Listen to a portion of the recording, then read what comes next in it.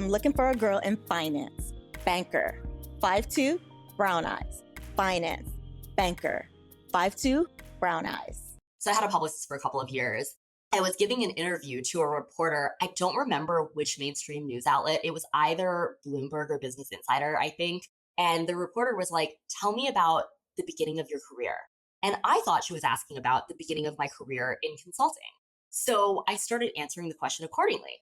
And I was like, it was really rough. I was 19. I needed the money. I didn't have any better options. My mental health was in the toilet. My manager was an asshole. Sometimes I worked until 3:00 in the morning. I drank too much. I was like, but I didn't have a choice. Like, I was a survival worker. I needed that job. So I just did what I was told.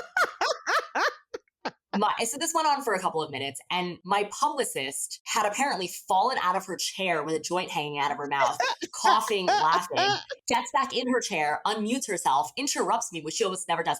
And she was like, I just want to clarify that Mia's talking about her first year working for her first consulting firm as a first-year associate and not walking the blade on Livonia Avenue. And so my experience as a sex worker has been very positive, but that's only because I was a survival finance worker for a long time. And people have asked me, like reporters have asked me, have you ever done anything as a sex worker that you didn't want to do? And I was like, no, but I've done a lot of things as a finance person that I didn't want to do.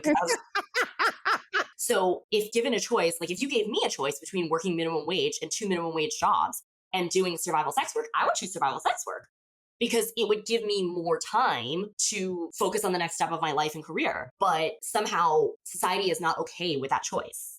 That's a story that could be its own episode. MLF is a low-cost investment advisor, and I don't know what the investment minimum is. It's probably going to be like $100. It's going to be tiny because we want to make it accessible. That's awesome. So you answer a questionnaire. We ask you what your short, long, and medium-term goals are. We want to be rich as fuck.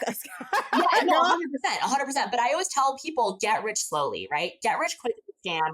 Get rich slowly. Be sure to follow the show on Twitter at T.S.E.G Podcast and on Instagram at T.S.E.G.P.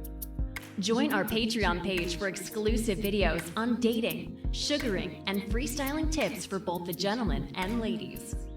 Patreon.com/TSEGP.